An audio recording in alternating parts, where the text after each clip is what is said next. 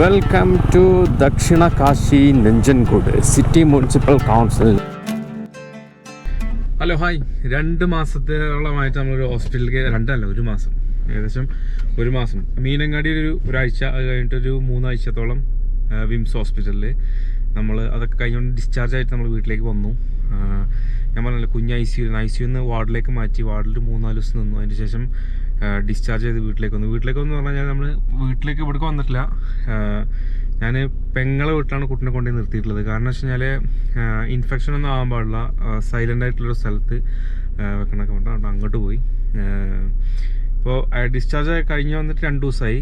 2 ദിവസം കഴിയുമ്പോൾ വീണ്ടും ഹോസ്പിറ്റലിലേക്ക് തന്നെ കൊണ്ടുപോയിട്ട് കുറച്ച് ടെസ്റ്റുകളുണ്ട്. അതായത് ഈ തലേൻ്റെ ടെസ്റ്റ്, കണ്ണിൻ്റെ ടെസ്റ്റ്, ചെവിൻ്റെ ടെസ്റ്റ്, ഇങ്ങനത്തെ കുറച്ച് ടെസ്റ്റുകളുണ്ട്. അപ്പോൾ അതിന് വേണ്ടിയിട്ട് ഇന്ന് പോകാൻ പറഞ്ഞിട്ടുണ്ട്. അപ്പോൾ ഇന്നിപ്പോൾ ഞാൻ അങ്ങോട്ട് വേണ്ടി പോവാണ്. ഞാനും നിതമോളും ഉണ്ട്. അപ്പോൾ 3 ഡിവിഷൻ, ഇവിടുന്ന് ഒരു 5-8 കിലോമീറ്റർ അപ്പുറത്താണ് അവരുള്ളത്. ഞാൻ അവരെ പോയി കൂട്ടിയിട്ട് നമുക്ക് നേരെ വിംസ് ഹോസ്പിറ്റലിലേക്ക് പോകണം. ഓക്കെ, അപ്പോൾ കുഞ്ഞിനെയൊക്കെ ഒന്ന് കാണാം. അപ്പോൾ ഞാൻ നിതമോളും ഇന്ന് രാവിലെ പുറപ്പെട്ട് പോയിട്ട് അവിടെ പോയിട്ട് കുഞ്ഞിനെയൊക്കെ കൂട്ടിയിട്ട് നേരെ വിംസിലേക്കാണ് നമ്മുടെ ഇന്നത്തെ യാത്ര. അപ്പോൾ ഡിസ്ചാർജ് ആയിട്ട് 2 ദിവസമായി. അതിൻ്റെ ഗ്യാപ്പിൽ ഞാൻ ഇന്നലെ വന്നിട്ട് ഒരു മൈസൂർക്ക് ഒരു യാത്ര പോയി. മൈസൂർ പോയെന്ന് വെച്ചാൽ നമ്മൾ ചെറിയൊരു ആവശ്യം ഉണ്ടായിരുന്നു. കാരണം ഞാൻ കർണാടക കുറേ വീഡിയോ ചെയ്തിട്ടുണ്ടായിരുന്നു ഇതിന് മുമ്പ്.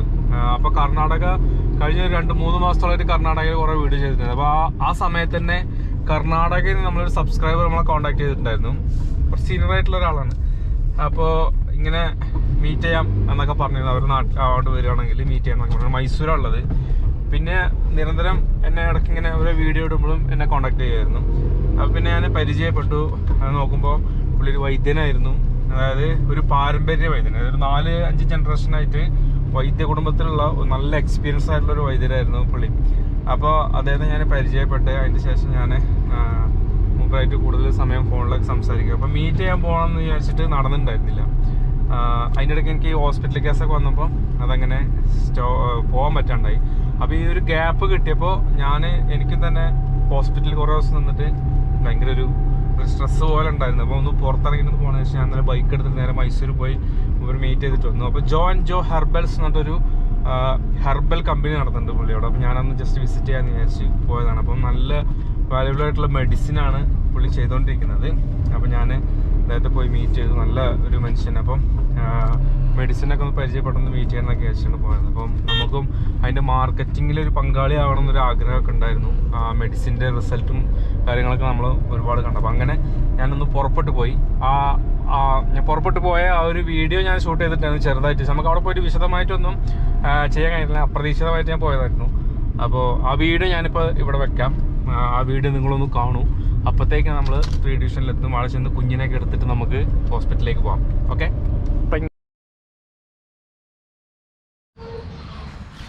Hi everybody. ഞാൻ കഴിഞ്ഞൊരു 1 മാസത്തോളമായിട്ട് ഹോസ്പിറ്റൽ കേസ് മറ്റൊക്കെ ആയിട്ട് അങ്ങനെ അതായത് ഇപ്പോൾ ഹോസ്പിറ്റലിൽ ഡിസ്ചാർജായി. ഞാൻ വൈഫിനെയും കുഞ്ഞിനെയൊക്കെ വീട്ടിൽ കൊടുന്നാക്കി. അപ്പോൾ ഹോസ്പിറ്റലിൽ കുറച്ച് ദിവസം നിന്ന സമയത്ത് നമുക്ക് ഭയങ്കര ഒരു എന്താ പറയുക, പുറത്തെവിടെയും പോകാൻ പറ്റാതെ കുടുങ്ങിയൊക്കെയായിരുന്നു. അപ്പോൾ ഹോസ്പിറ്റലിൽ ഡിസ്ചാർജ് താൽക്കാലികമായിട്ട് ഡിസ്ചാർജ് ചെയ്തതാണ്. ഇപ്പോൾ ഡിസ്ചാർജ് ആയി വീട്ടിൽ വന്നിട്ടുണ്ടെങ്കിൽ ഇനിയിപ്പോൾ ഒരു 2 ദിവസം കഴിഞ്ഞിട്ട് വീണ്ടും അങ്ങോട്ട് പോകണം. അപ്പോൾ ആ ഒരു ഗ്യാപ്പിൽ ഞാനൊരു മൈസൂർ ട്രിപ്പിന് വേണ്ടി ഇറങ്ങിയതാണ്. ഈ ഒരു വീഡിയോ എന്ന് പറയുന്നത് ഇതൊരു പ്രൊമോഷൻ വീഡിയോന് വേണ്ടിയിട്ട് പോകണം. അത് എന്താ സംഭവം എന്നുള്ളത് ഞാൻ അവിടെ ചെന്നിട്ട് പറയാം. മൈസൂർ എത്തേണ്ട അതിൻ്റെ തൊട്ട് മുമ്പായിട്ടുള്ള ഒരു ഹെർബൽ അതിൻ്റെ ഒരു സ്ഥാപനം വിസിറ്റ് ചെയ്യാൻ വേണ്ടിയിട്ട് നമ്മൾ പോകുന്നത്. അപ്പോൾ ഞാൻ ഈ കർണാടക യാത്ര തുടങ്ങിയ ആ സമയത്ത് മുതലേ അവിടുത്തെ ആ ഒരു വൈദ്യൻ നമ്മളെ കോൺടാക്റ്റ് ചെയ്യുമായിരുന്നു. മലയാളിയാണ്, ആലുവക്കാരനാണ്. അപ്പോൾ പുള്ളിക്ക് നല്ല അടിപൊളി സ്ഥാപനമുണ്ട്, നല്ല അടിപൊളി മെഡിസിൻ ഉണ്ട്, പ്രമേഹത്തിനുള്ളതാണ്. അതിൻ്റെ വിശദാംശങ്ങളൊക്കെ നമുക്ക് അവിടെ ചെന്ന് കാണാം. ഇപ്പോൾ ഞാൻ തുറപ്പള്ളിയാണ് നിൽക്കുന്നത്. നമ്മളിവിടുന്ന് പുറപ്പെട്ടിങ്ങനെ പോവാണ്. അതിരാവിലെ നമ്മൾ ബന്ദിപ്പൂർ വനമൊക്കെ കടന്നിട്ടുള്ളൊരു യാത്ര. അതായത് കുറേ ദിവസം ഹോസ്പിറ്റലിൽ ഇരുന്ന സമയത്ത് ഒരു എന്തെങ്കിലും ഒന്ന് പുറത്തിറങ്ങാൻ ഒരു ഗ്യാപ്പിൽ എലിയോടെ ഒന്ന് പോകണമെന്നുണ്ടായിരുന്നു. അപ്പോൾ ഇന്നിപ്പോൾ ഏതായാലും അപ്പോൾ ഈ ഒരു വീഡിയോയും കൂടെ ഈ ഒരു പ്രൊമോഷൻ കൂടെ ചെയ്യാമെന്ന് വിചാരിച്ചിട്ട് നമ്മൾ ഇറങ്ങിയതാണ്. അപ്പോൾ ഏതായാലും പുറപ്പെടാം. നമുക്ക് ബാക്കിയുള്ള കാര്യങ്ങളെല്ലാം നമുക്ക് വഴിയെ സംസാരിക്കാം. ഓക്കെ.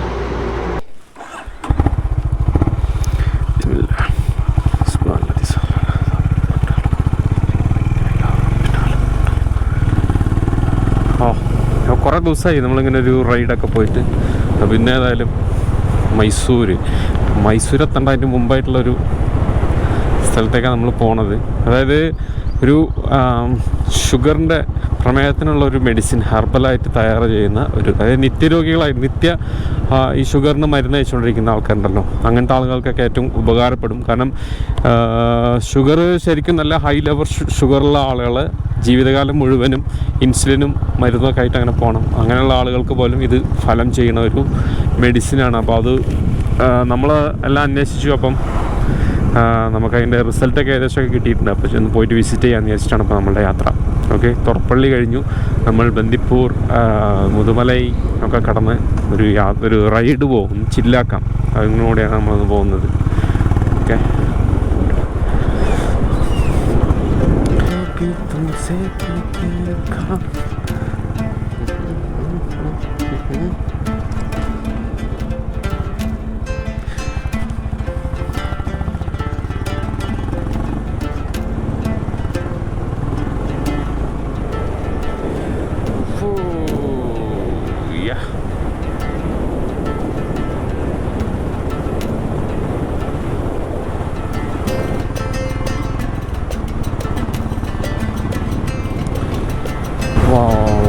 നല്ല തണുപ്പുണ്ട് എന്തായാലും, അടിപൊളി. ശരിക്കും ഇവിടെ രാവിലെ അതിരാവിലെയാണ് വരേണ്ടത്. കാരണം ഒരു 5:30, 5:45, 6 മണി, അതായത് ഗേറ്റ് ഓപ്പൺ ചെയ്യുന്ന സമയത്തൂടെ ഇവിടെ വന്നു കഴിഞ്ഞാൽ കുറച്ചും കൂടെ നല്ല വൈബായിരിക്കും. പക്ഷേ ഈ രാവിലെ തണുപ്പത്ത് നമ്മൾ എഴുന്നേറ്റ് റെഡിയായി വരണ്ടേ, ബുദ്ധിമുട്ടാണ്. അപ്പം എങ്ങനെ എഴുന്നേറ്റ് നമ്മൾ ഒന്നു പറഞ്ഞു കഴിഞ്ഞാൽ ഈ സമയമാവും. ഏകദേശം സൂര്യനെ കുതിച്ചൊരു സമയമാണ്. എന്നാലും മഞ്ഞെല്ലാം മാറി, മഞ്ഞ് ഉണ്ടായിരുന്നു രാവിലെ, നല്ല മഞ്ഞ് ചെറുതായിട്ട് ഇങ്ങനെ മാറുന്നുണ്ട്. സൂര്യൻ ഉദിച്ചു വരികയാണ്, അതുകൊണ്ടാണ്.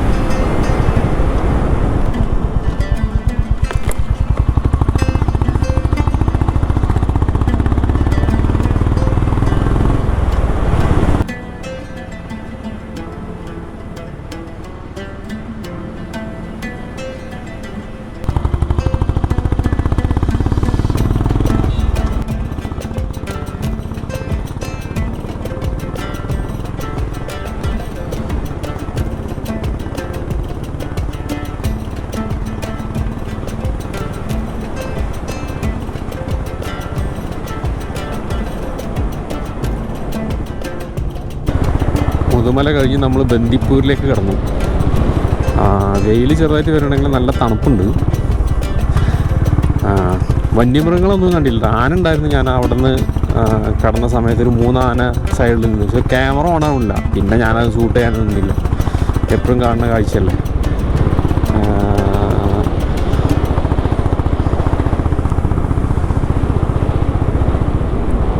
മയിലുകൾ ഇഷ്ടംപോലെ ഉണ്ടെന്ന്. രാവിലെ തൊട്ട് ഒരുപാട് മയിലിനെ കണ്ടു. ഇവിടെ ഒന്നും നിൽക്കുന്നു, 1, 2.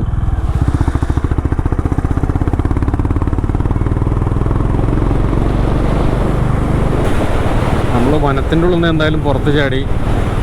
സമയം ഇപ്പോൾ 9 മണിയായി. നമ്മൾ ഹംഗല എന്ന സ്ഥലത്തെത്തി. നെക്സ്റ്റ് ഗുണ്ടൽപേറ്റ്, നമ്മൾ മൈസൂർ ചെല്ലണം. സൂര്യകാന്തി എല്ലാം പൂത്തിട്ടുണ്ടല്ലോ. എപ്പോഴാണ് ഇതിൻ്റെ ശരിക്കും സീസൺ എന്ന് മനസ്സിലാവുന്നില്ല. എപ്പോഴും ജൂലൈ, ഓഗസ്റ്റ് ആ സമയത്ത് ആണ് ഇതിൻ്റെ കറക്റ്റ് ടൈം. ഇപ്പോൾ അത് ഫെബ്രുവരി ഈ സമയത്തും ചില പാടങ്ങളിൽ പൂത്ത് നിൽക്കുന്നുണ്ട്. Welcome to Hangala. നമ്മൾ ഇതിൻ്റെ ഉള്ളിലുള്ള ഒരുപാട് വില്ലേജുകളൊക്കെ കവർ ചെയ്ത് വീഡിയോ ചെയ്തിട്ടുണ്ടായിരുന്നു. ഇനിയും ഉണ്ട് കേട്ടോ ഒരുപാട് സ്ഥലങ്ങൾ ഇതിൻ്റെ അകത്തൊക്കെ കാണാൻ, അതായത് ആരും എത്തിപ്പെടാത്ത സ്ഥലങ്ങൾ. നമുക്ക് പിന്നീട് ഒരിക്കലാവാം.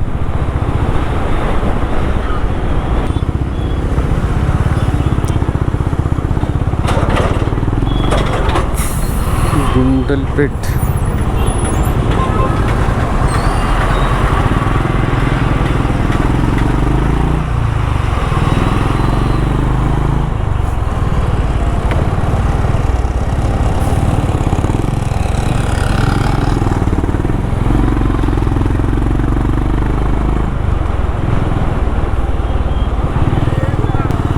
Welcome to Dakshina Kashi നെഞ്ചൻകോട് city municipal council നെഞ്ചൻകോട്. നമ്മൾ നെഞ്ചൻകോടിലേക്ക് പ്രവേശിക്കുകയാണ്. ഇവിടുന്ന് കുറച്ച് ദൂരം. നെഞ്ചൻകോട് എന്ന് പറയുമ്പോൾ അറിയാലോ, ഇവിടെ നല്ല പിന്നെ കർണാടകത്തിന് ഏറ്റവും കൂടുതൽ ടാക്സ് വരുമാനം നൽകുന്ന ഒരു സിറ്റിയാണ് ഈ നെഞ്ചൻകോട് എന്ന് പറയുന്നത്. നമ്മുടെ ഡെസ്റ്റിനേഷനും ഈ നെഞ്ചൻകോടിൻ്റെയും മൈസൂരിൻ്റെയും അടക്കമായിട്ടുള്ള സ്ഥലത്താണ്. ലൊക്കേഷൻ ഉണ്ട്, നമുക്ക് പോവാം. ഓക്കെ, നെഞ്ചൻകോട് നിന്നൊരു 10 കിലോമീറ്റർ നമ്മൾ വന്ന് മൈസൂരിലേക്ക് എത്തിയിട്ടില്ല. അതിന് മുമ്പ് ഇന്ന് കൊച്ചനഹള്ളി എന്ന സ്ഥലം, അവിടെ നിന്ന് വലത്തോട്ട് ഉള്ളിലേക്കാണ് നമ്മുടെ ലൊക്കേഷൻ കാണിക്കുന്നത്. അധിക ദൂരമൊന്നുമില്ല, ജസ്റ്റ് ഒരു 2.5 കിലോമീറ്റർ കാണിക്കുന്നുണ്ട്. അവിടെയാണ് നമ്മുടെ സ്പോട്ട്. പോയി നോക്കാം.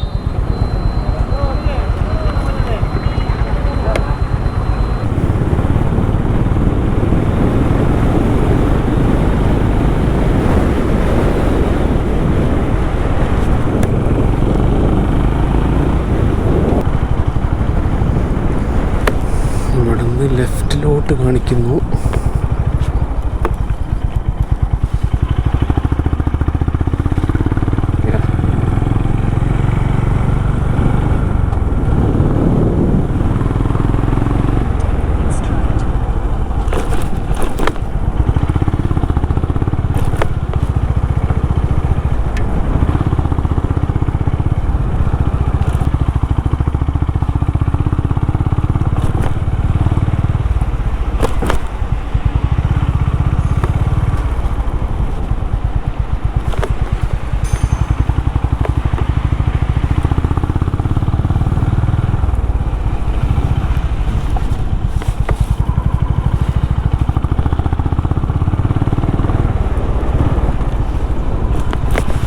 ഇവിടെ എവിടെയാണ് നമ്മൾ എത്തി.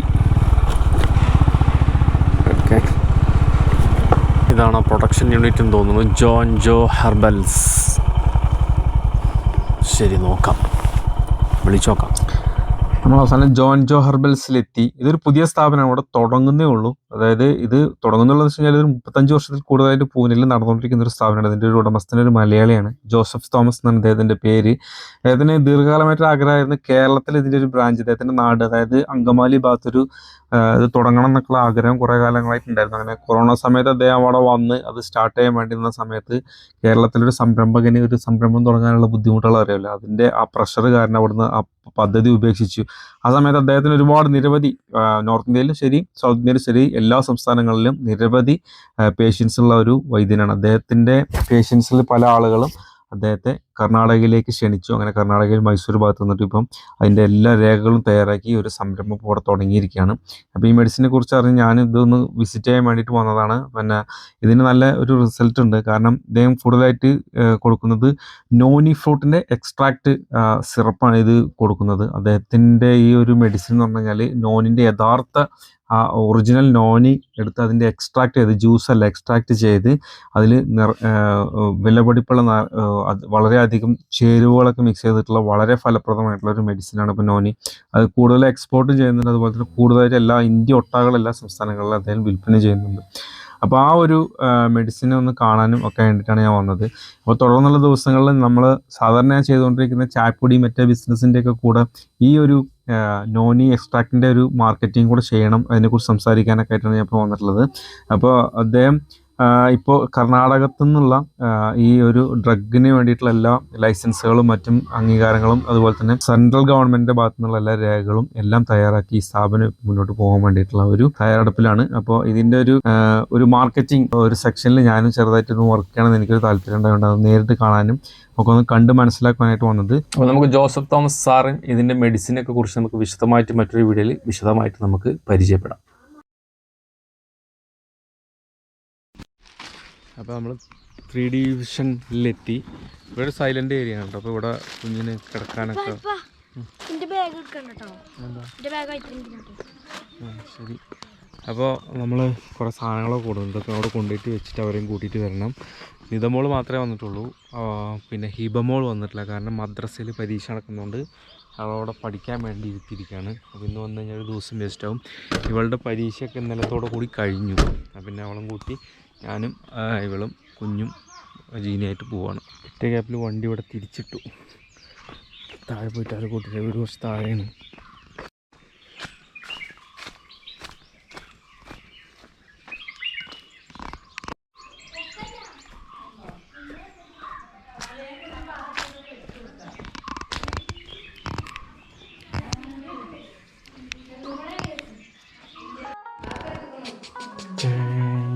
ഇതാ ഇവിടെ ഉണ്ട്. എടുക്കേ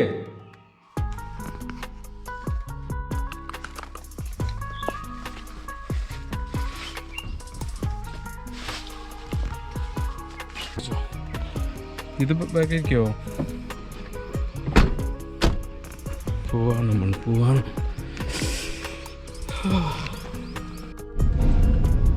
നമ്മൾ മദർസ വിട്ടപ്പോഴേ അല്ല പരീക്ഷ കഴിഞ്ഞപ്പോഴേ എല്ലാം കഴിഞ്ഞ് വെച്ചിട്ടായിരുന്നു. ഒന്ന് രാവിലെ മദ്രസ ഉണ്ടായിരുന്നു.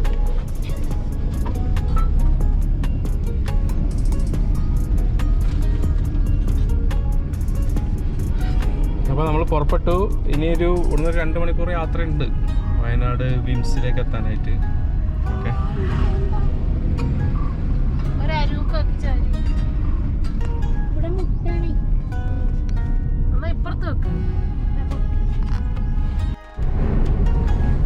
കേരളത്തിലേക്ക് കടന്നു.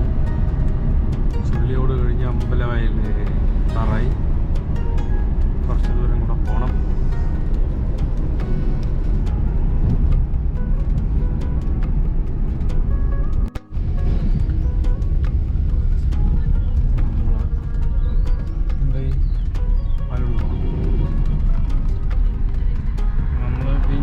ജംഗ്ഷനിലേക്ക് എത്തി.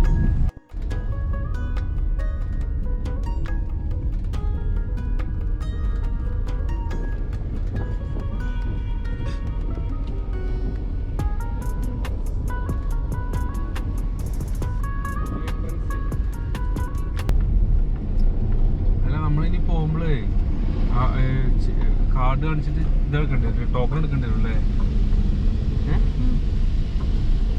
ടോക്കൺ എടുത്തിട്ട് പോകണ്ട.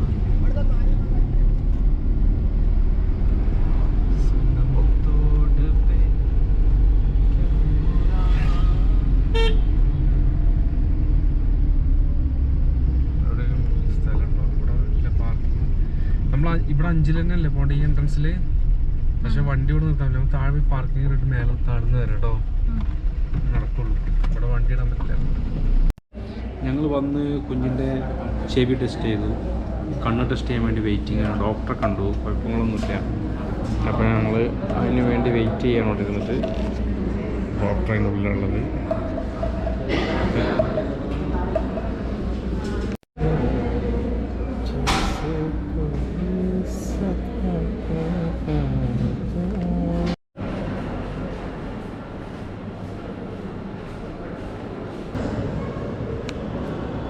അപ്പോൾ നമ്മൾ എല്ലാം കഴിഞ്ഞിട്ടോ, 4 മണിയായി സമയം. കുഞ്ഞിനെ മാത്രം ചെക്ക് ചെയ്തിട്ടുള്ളൂ, ഭാര്യനെയും കാണിച്ചു. ഇനിയിപ്പോൾ നമ്മൾ തിരിച്ചു പോവാണ്. താഴെ ഇറങ്ങണം, വണ്ടിയൊക്കെ താഴെ പാർക്കിങ്ങിനുള്ള.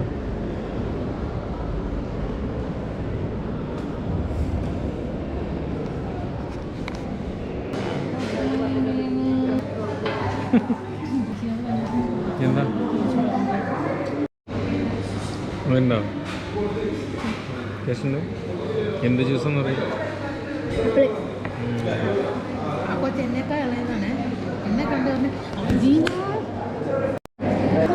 അല്ലേ? ഇന്ന് ചോറില്ല, ഇന്നത്തെ ഫുഡ് ഇതാണ്.